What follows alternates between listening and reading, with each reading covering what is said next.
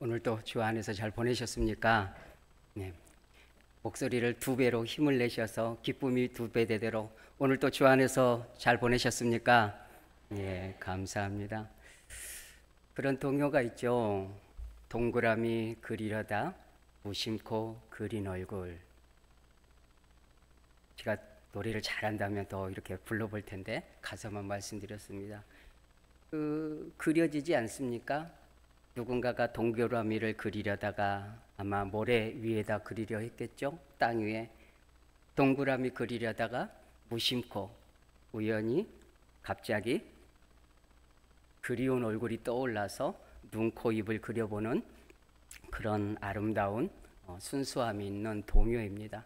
오늘 하루를 사시면서 여러분이나 저나 자연물을 보면서 산과 들의 이름 모를 풀들을 보면서 해가 뜨고 해가 저물어가는 노을을 바라보면서 하나님을 한 번쯤 그려보셨습니까? 한 번이라도 그려보신 분은 심령이 촉촉한 분이시고 혹여나 바삐 사시다 보면 하늘을 쳐다볼 겨를도 없다 해서 오늘을 혹여나 자연물을 보고 하늘을 보고 새소리를 들을 때 그 자연 속에서 하나님을 그려내시지 못하셨다면 오늘은 괜찮습니다. 내일 혹은 댁에 가시면서 오늘이라도 그 모든 자연물을 통해서 그 속에서 동그라미를 그릴 때에 하나님을 그려보실 수 있는 저와 여러분들이 되기를 원합니다. 예. 오늘 이 본문을 가지고 묵상을 해서는 제 안에 뭐 귀한 것이 나온 것이 없더라고요. 그래서 태초에 하나님이 천지를 창조하시니라 이 말씀 속에서 창조하면 진화론이 뭐 이렇게 실처럼 따라오는 현대적 이론이 진화론이 따라오기 때문에 그걸 잠깐 또 얘기를 살짝 하고요. 그리고 사세경에 있었던 예전 한번 제가 예화 속에 말씀드렸었던 어거스틴이에요. 이 어거스틴이 자기의 참회로 고백록을 작성하면서 그 후반부에 이 창조를 얘기하고 그 태초라는 것에서 시간에 대한 철학적 사고를 참 깊이 있게 써놓은 걸 봅니다. 이 어거스틴은 목회자, 우리 현대로 보면 목회자이고 기독교 철학자였어요. 그래서 철학계에서는 아우구스티누스라고 잘 알려져 있고요.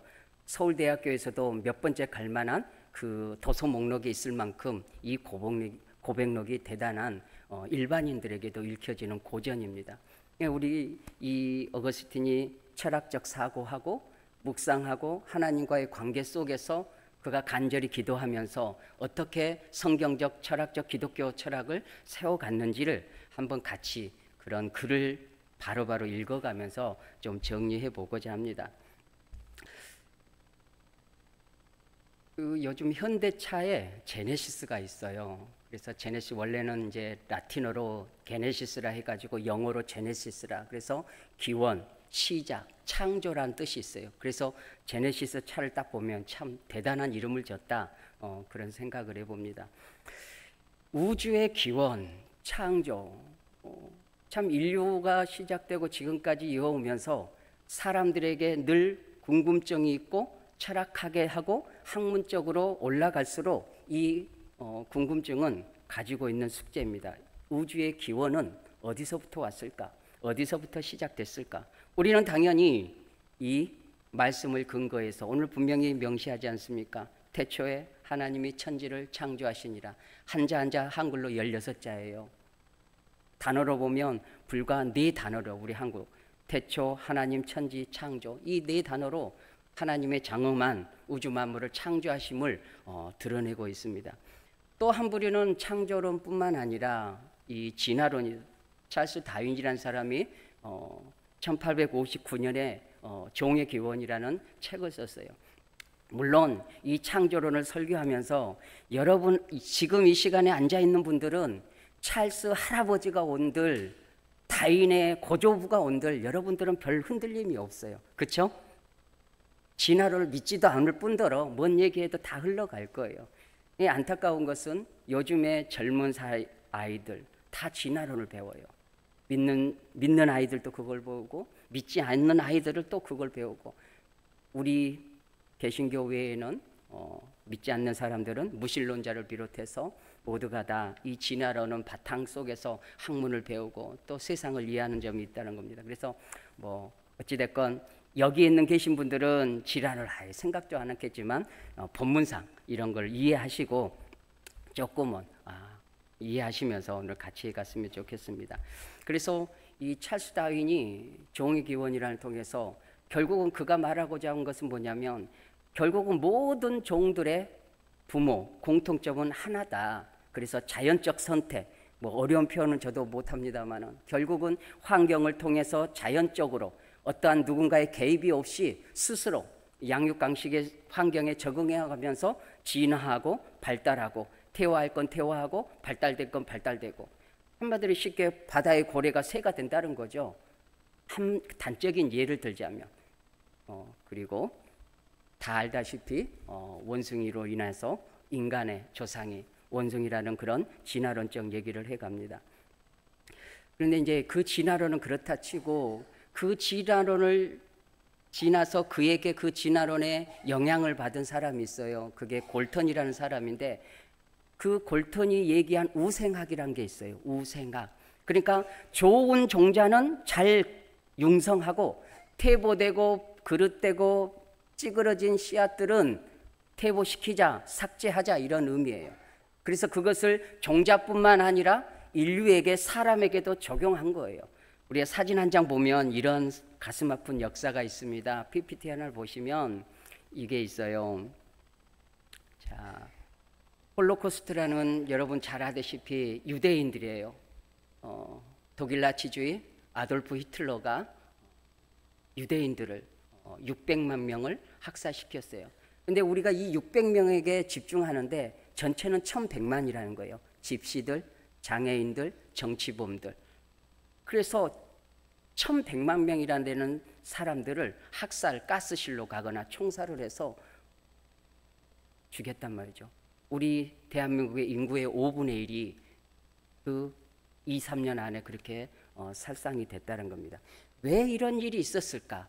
물론 히틀러가 나쁜 사람이기 때문에 인간이라고 말할 수 없는 참혹한 제약된 모습이 있었기 때문에 그러나 그 이면에 그에게 심겨진 것이 무엇이냐면 그들에게 그 우생학이라는 학문을 통해서 정당화시킬 수 있는 근거를 가지고 있었다는 겁니다. 일본도 마찬가지고요. 제국주의 나라를 침탈하고 타국을 침탈하고 이 식민 지배하였던 제국주의들 안에는 뭐가 있었냐면 모두가 다 이 우생학이라는 그 뿌리를 가지고 있어요.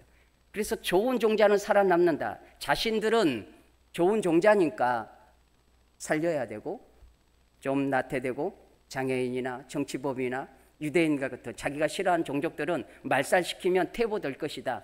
이 진화론에 근거한 또 우생학에 연결된 그런 것이라는 겁니다. 이게 진화론에 이어진 우생학의 쓰딥쓴 우리 인류의 아픔이고 다음 사진 하나 보실까요?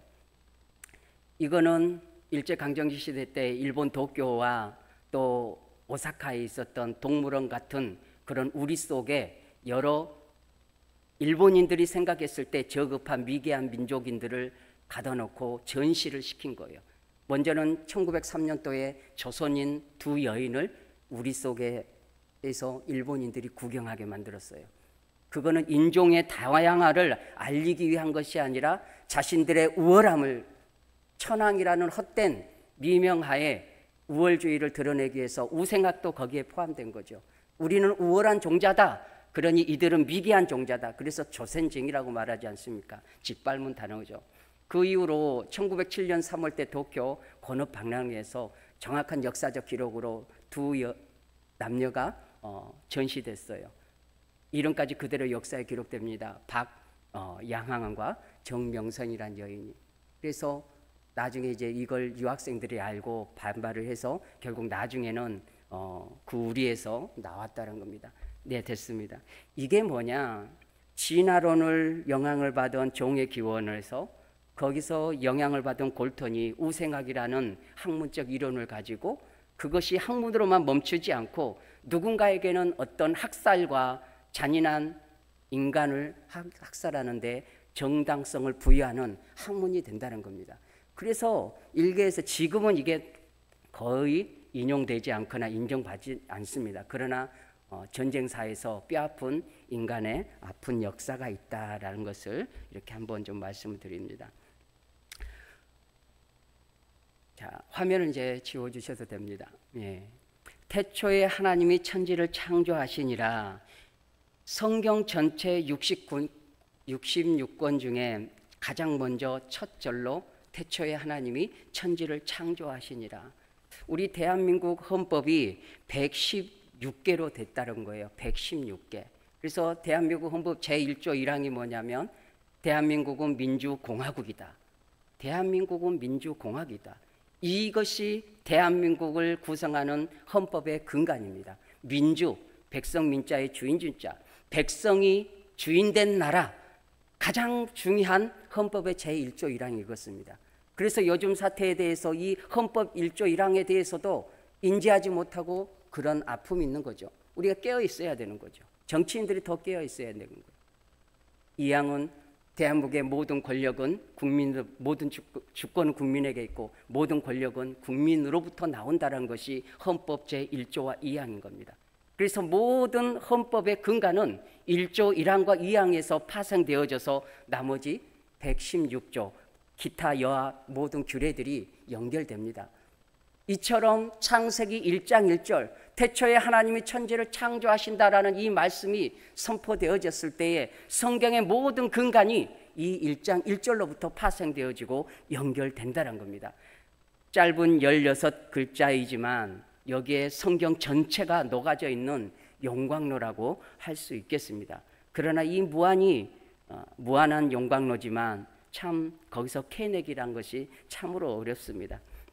그래서 저는 이 어거스틴의 어떤 고백록의 근거에서 그 말씀을 가지고 같이 인용하면서 이렇게 살펴보고자 합니다. 제가 이걸 한번 애워봤어요. 유일하게 히브리어로 하나를 애워봤습니다. 이 태초에 하나님이 천지를 창조하시니라. 이 베네시테 바라 엘로힘 엣 하샤마임 벳 하레츠. 태초에 하나님이 천지를 창조. 베네시티 태초에 바라 창조하다 엘로힘 하나님이 엣 하샤마임 하늘 벳 그리고 하메츠 땅. 이거 유일하게 하나 외워봤습니다. 이게 이제 히브리어입니다. 그래서 하나님께서 이 우주 만물을 창조하셨다라는 것은 이 모든 것을 내포하고 있다고 하는데 그것은 모든 근원의 시작이고 원점이고 모든 것의 원인자가 되신다는 겁니다. 모든 것의 원인자 그리고 인류의 시작 그리고 시작이 있으면 끝을 책임지시는 창조주 주권자 되시는 창조주 하나님을 나타낸다는 것이죠.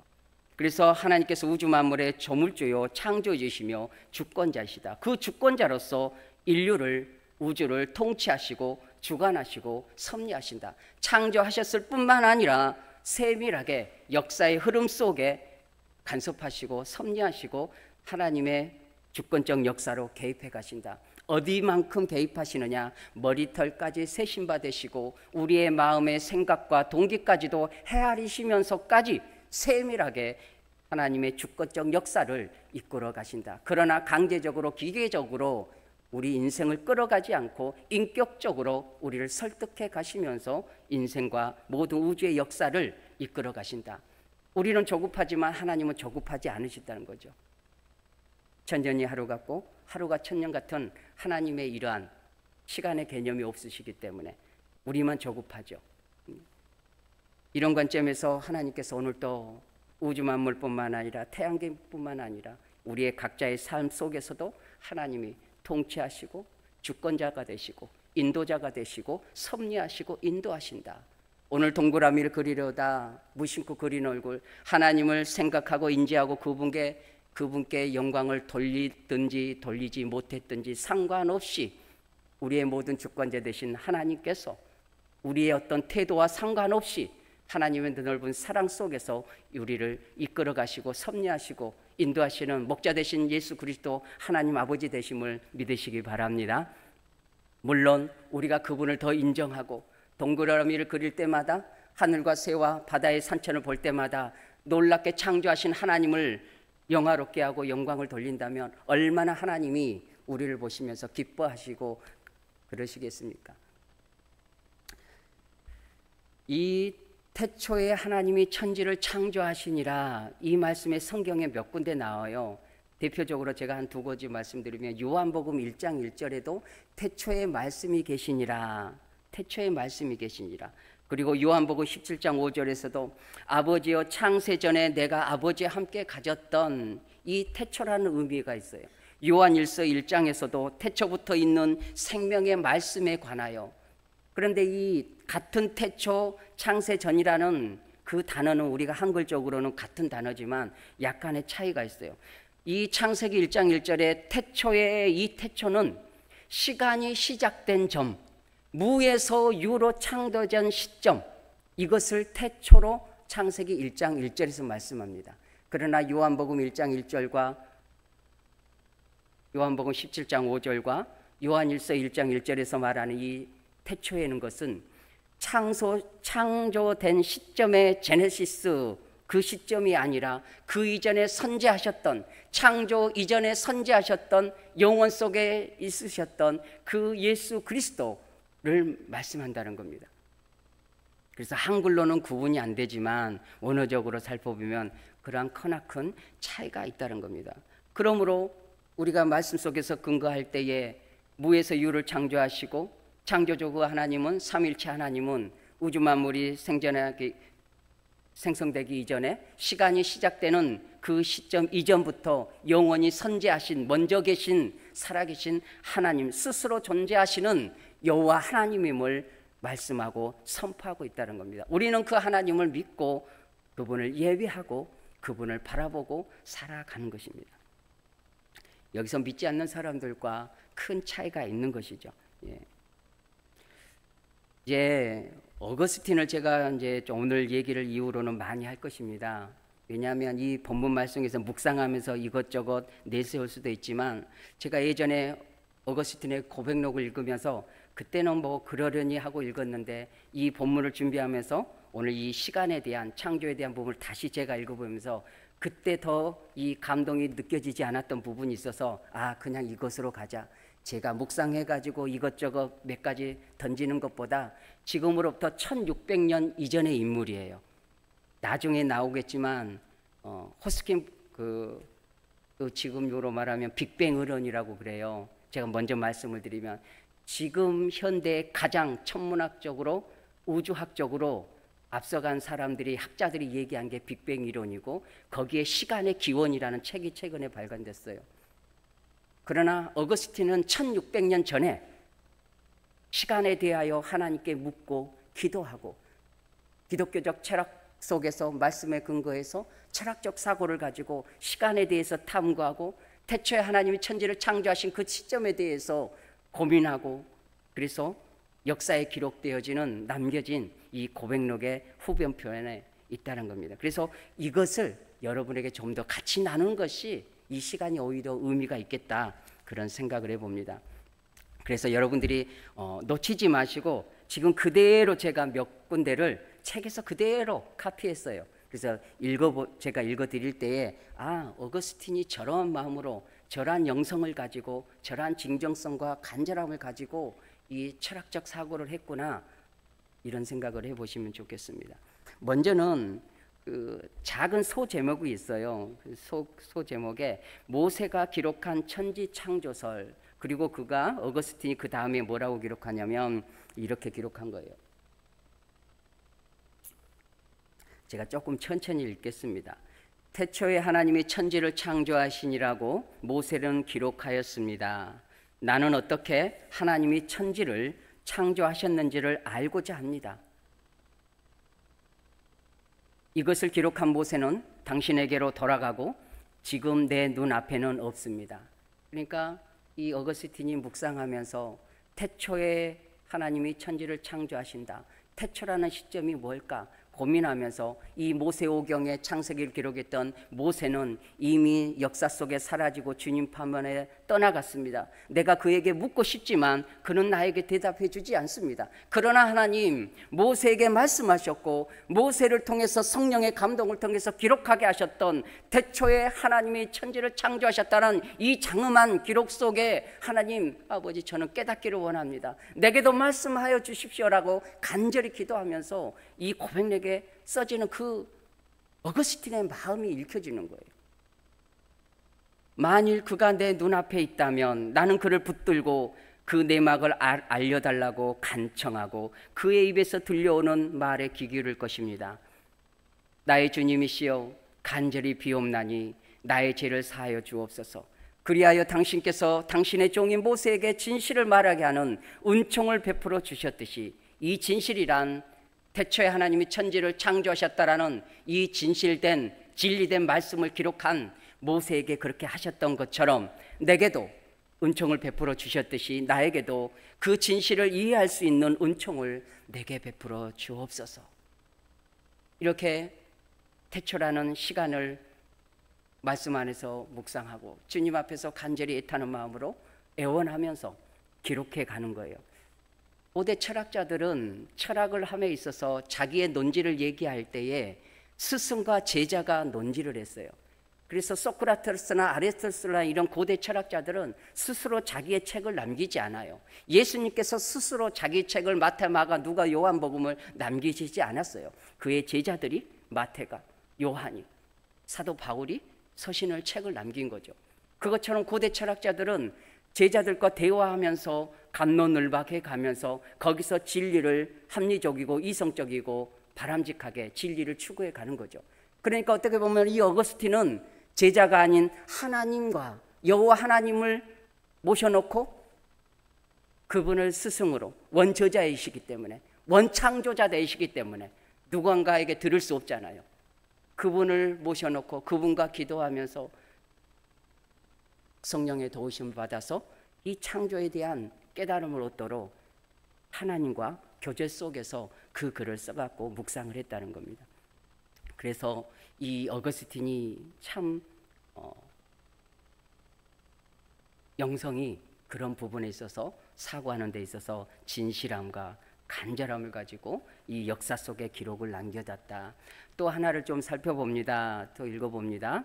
당신은 대체 어디서 무엇을 만들어내기 위해 당신이 만들지 않은 재료를 손에 넣었던 것입니까? 이걸 해석하면 이런 거예요. 당신은 하나님은 대체 어디서 무엇을 만들어내기 위해서 창조를 하기 위해서 당신이 여호와께서 만들지 않는 재료를 손에 넣었던 것입니까? 이 표현을 해석하자면 무언가를 인간은 만들어내려면 질량 보존의 법칙이 있어요. 얼음이 고체가 되고 고체가 녹아지면 액체가 H2O가 되고 H2O가 또 기화돼서 기체화가 되는 거예요. 그러나 그 질량은 보존되는 거예요. 자연의 법칙이에요. 그런데 하나님께서는 자연의 법칙을 만드신 분이고 그 이전에는 어떤 시간도 공간의 에너지도 운동도 없었기 때문에 무엇도 존재하지 않았기 때문에 질량 보존의 법칙으로 뭔가를 창조하신 것이 아니라 손바닥에는 아무것도 없었지만 여호와 하나님 당신의 손에는 아무것도 없었지만 당신이 만들지 않는 재료를 손에 넣었던 것입니까? 무에서 유를 창조하신 하나님을 의문점으로 찬양한 거죠. 이해되십니까? 당신이 만들지 않는 재료를 손에 넣었던 것은 무엇입니까?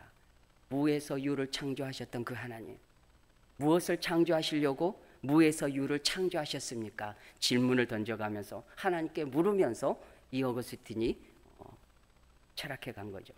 당신이 존재하지 않는다면 도대체 무엇이 존재할 수 있습니까?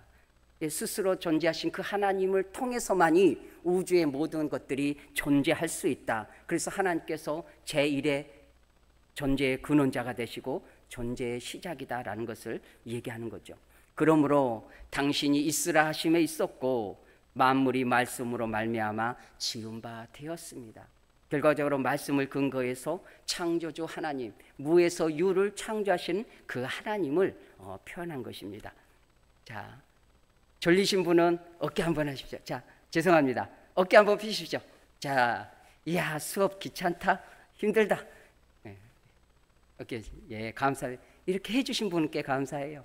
안 하신 분은 견딜만 하시니까 감사하고, 예, 좀 이렇게 이런 부분도 한 번쯤 같이 고민해보고 들어볼 필요성이 있다 생각해 봅니다. 하나만 더 하고 좀 짧게 정리를 해보겠습니다. 저도 그런 것 같아요. 한 번 읽었을 때는 이 마음의 가뭄이 적어요. 근데 한 번 더 읽고 더 읽고 이 곱씹음이 있을 때, 성경 말씀도 그러잖아요. 한 번 읽었을 때는 안 나와요. 두 번 읽고 세 번 읽고, 그럴 때 뭔가 진리적인 묵상의 어떤 글들이 나오는 거잖아요. 이제 저는 좀 두 번 세 번 그 본문을 반복 읽어보고 읽어봐서 이렇게 혼자 열내가지고 하지만, 여러분들은 처음 들어서 이게 흘러가는 거겠죠. 이해가 됩니다. 하나 더 합니다. 어거스틴이 이렇게 기록합니다. 시간 그 자체도 당신이 만드신 것이요, 당신이 시간을 만드시기 전에는 시간이 지나간다는 일도 없었습니다. 만약 천지 창조 이전에 어떤 시간도 존재하지 않았다면 그때 당신은 무엇을 하고 계셨느냐는 물음은 아무런 의미가 없었습니다. 이거는 뭐냐면, 당시에 하나님이 어느 시점에 우주 만물을 무에서 유로 창조하셨다라는 창조론적 얘기를 했을 때 무신론이나 다른 철학자들이 공격을 한 거죠. 아니, 그러면 하나님이 어느 날 갑자기 창조하셨다면 그 이전에 네가 말하는 그 여호와 하나님은 무엇을 하셨느냐, 무엇을 하시다가 느닷없이 어느 날 갑자기 창조하셨느냐라고 반문하고 공격했던 거예요. 그래서 어거스틴이 그것을 인지하고 그렇게 풀어가는 거죠. 그때 당신은 무엇을 하고 계셨느냐는 물음을 아무런 의미가 없습니다. 왜냐하면 시간이 존재하지 않는 곳에는 때라고 하는 것이 있을 수 없기 때문입니다. 태초에 하나님이 천지를 창조하시는 그 시점부터 우리가 이해하고 시간 속에 났다 시간 속에 저물어가는 인생, 시간이 우리 인생을 끌어갑니다. 오늘도 지금 이 시간도 시간이 흘러갑니다. 예배 시간이 곧 15분 후면 마무리될 것입니다. 뭐든지 우리는 시간 속에서 계획을 하고 살아갑니다. 인류가 그렇습니다. 그러나 스스로 계신 그 하나님은 시간에 매이지 않고 시간 속에 포함되지 않고 그렇다는 겁니다. 그래서 어거스틴이 여기서 존재하지 않는 곳에 때가 없다, 때라는 것은 시간을 얘기하는 거죠. 그래서 다른 철학자들이 무신론자들이 얘기하는, 그러면 그때는 우주 만물이 존재하기 이전에 그때는 그 너희 여호와 하나님은 무엇을 하셨느냐라고 이 얘기 자체가 맞지 않는다는 거죠. 왜냐? 여호와 하나님은 시간에 예속되지 않고 존속되지 않고 시간을 초월하신 영원하신 하나님이기 때문에 너희들이 얘기하는 그때는 시간, 너희 인생과 같은 시간에 종속된 자로 살아갈 때에만이 그거 성립이 된다. 그 때라는 것이 있다. 그러나 여호와 하나님은 그 때가 의미가 없다라는 것이죠. 그래서 시간에 벗어나 있는 영원히 살아계신 하나님에 대해서 얘기하고 있다는 겁니다. 자, 한번 사진 하나 보여주실래요? 사진 하나 보여주시면 PPT 두 번째. 제가 볼 때는 이 스티븐 호킹인데 이미 별세하셨죠? 돌아가셨어요. 뉴스에서는 여러분 다 보셨을 거예요. 저런 극심한 장애 속에서도 천재 중에 천재, 천물하게 어떤 핵을 긋고 이슬처럼 살아간 그런 인물이게요. 그 옆에 있는 젊은 사람은 20년 동안 호킹 옆에서 제자로서 사역을 했어요. 같이 연구를 했단 말이죠. 근데 이 젊은 토마스 헤르토흐라는 사람이 아까 제가 얘기했던 시간의 기원이라는 책을 냈다는 거예요. 다시 반복 말씀을 드리지만 지금 대단한 학자고 떠오르는 별이라고 말하는 이 헤르토흐라는 사람, 그런데 아까 말씀드렸다시피 어거스틴은 지금으로부터 1600년 이전의 인물인데 시간의 기원에 대해서 철학하고 역사적 고전으로 이 고백록 후반부에 역사의 기록을 남겨놨다는 겁니다. 안타까운 것은 믿지 않는 천문학자나 물리학자들은 이러한 사람들에 대해서는 대단히 귀를 기울여요. 저도 이 시간의 기원에 대해서는 읽진 않았지만 요약본을 제가 몇 장 읽어보았는데 결국은 저들도 물리학자도 천문학자도 결국은 신의 존재를 인정하지 않을 수가 없다는 거예요. 그 속에서도 조물주와 창조주라는 얘기가 나와요. 인간이 이해할 때 아무리 고민해 보아도 신의 존재가 드러나지 않고는 이해할 수 없다는 거예요. 그래서 과학이라는 개념은 그거예요. 10번 실험하고 1000번 실험하고 10,000번 실험해도 동일한 결과치가 나올 때 과학적이라고 얘기하는 거예요. 그런데 그런 과학적인 얘기를 하는 그들이 우주 만물에 대해서 때로는 어떤 생명에 대해서 얘기할 때에 태초의 인류의 구원론을 얘기할 때 우연이라는 얘기를 해요. 너무 비과학적이죠. 그렇게 과학적인 얘기를 하는 그들이 정말 설명할 수 없을 때는 우연이라는 단어로 넘어간다는 거죠. 너무 비과학적이죠. 그래서 그 우연이가 뭐냐? 창조주 하나님이란 것입니다. 한번 저와 같이 따라해 보십니다. 우연이는 창조주 하나님이다. 여기 젊은 청년들이나 학생들이 있었으면 좋았을 텐데, 요즘 믿지 않는 사람들이랑 믿는 아이들도 학교에서 이런 걸 다 듣고 여기에 귀담아 듣고 그런 책을 레포트를 써서 내야 되니까 사상에 젖어들 수밖에 없는 거죠. 저는 개인적으로 그렇게 생각합니다. 이 인체학이 됐던 천문학이 됐던 이 자연과학이 됐던 이 자연은 인체는 하나님이 만들어 주셨기 때문에 결과적으로 물리학적으로 과학적으로 의학적으로 깊이 연구하면 연구할수록 누가 드러나느냐? 창조주 하나님만이 드러난다는 겁니다. 사과가 던졌을 때 툭 떨어지는 거 뉴턴이 발견했죠. 그러나 그 뉴턴이 그 만유인류의 법칙을 만든 건 아니죠. 발견했을 뿐이죠. 누가 그 법칙을 만드셨어요? 하나님이 만드셨다는 거예요. 지구가 자전하고 모든 행성들이 태양계를 중심에서 도는 거 누가 그것을 설계하셨나요? 하나님이 설계하셨다는 거예요. 좀 정리를 해보겠습니다. 오늘 이런 이론적인 얘기를 좀 드렸지만은 정리를 해가면서 이런 생각을 해봅니다. 태초에 하나님이 천지를 창조하셨을 때 어거스틴이 생각했던 그 태초 시간, 우리는 시간 속에서 태어나서 오늘까지 살아왔습니다. 그 시간 속에서 하나님을 얼마만큼 생각하셨던 생각하지 않으셨던, 그분을 인정했던 인정하지 않았던 그분은 우리를 인도에 오셨고 인도에 가실 것입니다.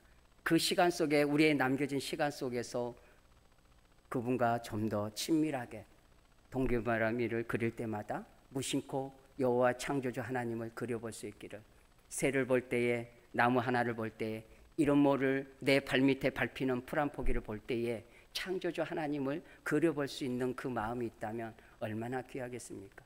여러분의 인생 중에 살아오면서 얼마나 기나긴 야곱이 고백한 것처럼 내가 험악한 세월을 보냈다라는 바로왕 앞에서의 그의 고백처럼 여러분들의 인생도 때로는 평안할 때도 있었지만 험악한 인생을 살아오지 않았습니까? 그것이 세월이고 시간 속에 녹아난 여러분들의 잔주름이고 현재를 생존하기 위한, 살아가기 위한 몸부림이 시간 속에 녹아 있다는 것입니다. 그 어떠한 시간 속에 있었건 간에 중요한 것은 내가 건강했건 건강하지 않았건, 부유했건 부유하지 않았건, 중요한 것은 시간을 창조하신 그 하나님께서 우리 인생을 이 땅에 보내주셔서 창세전부터 예수 그리스도 안에서 우리를 구원하시기로 작정하신 그 하나님 놀라운 섭리와 간섭 가운데 우리를 불러내어서 예수 그리스도 안에서 예배자로 하나님의 자녀로 삼아주신 것, 그러니 퉁치고 보아도 우리는 남는 장사입니다.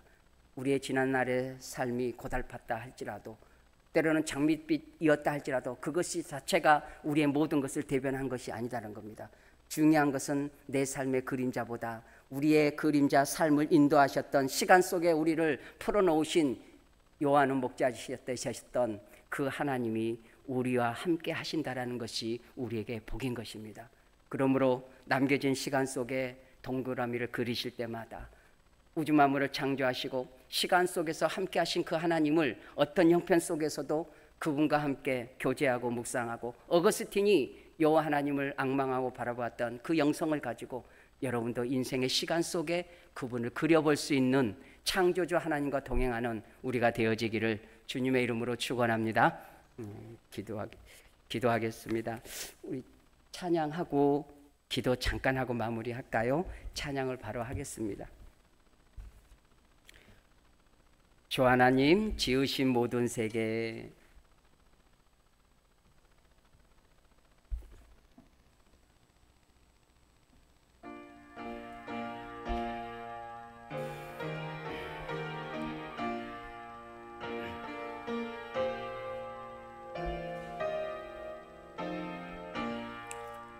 주 하나님 지으신 모든 세계 내 마음속에 그리어 볼 때 하늘의 별 울려 퍼지는 내 성 주님의 권능 우주에 찾네 주님의 높고 위대하심을 내 영혼이 찬양하네 주님의 높고 위대하심을 내 영혼이 찬양하네 숲속이나 험한 산골짜기에서 지저귀 저 새소리들과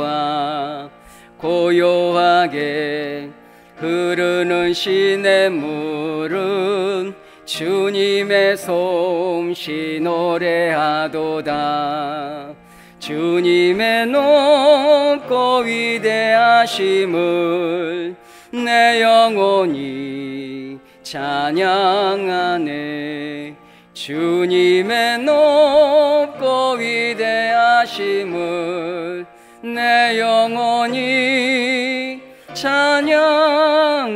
찬양하네 주 하나님 독생자 아낌없이 우리를 위해 보내주셨네 십자가에 피 흘려 죽으신 주 내 모든 죄를 대속하셨네 주님의 높고 위대하심을 내 영혼이 찬양하네 주님의 높고 위대하심을 내 영혼이 찬양하네